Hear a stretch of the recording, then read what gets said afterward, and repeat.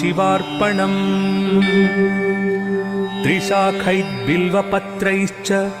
अच्छिद्रैः कोमलैः शुभैः तव पूजां करिष्यामि एकबिल्वं शिवार्पणम् कोटिकन्या महादानं तिलपर्वतकोटयः काञ्चनं शीलदानेन